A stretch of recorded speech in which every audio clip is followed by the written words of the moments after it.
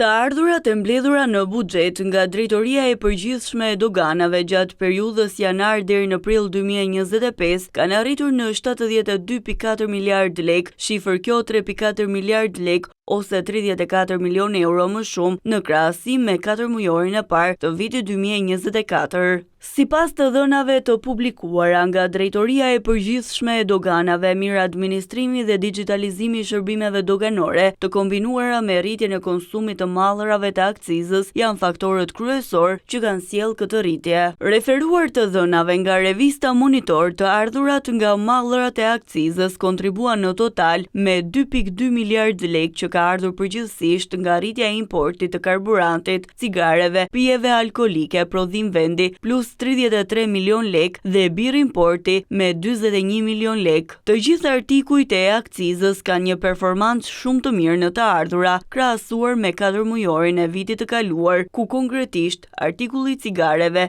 është 75 ton, karburanti me 31 ton dhe bira 2000 ton dhe kafja 132 ton, duke arritur kështu nivelet më të larta të viteve të fundit.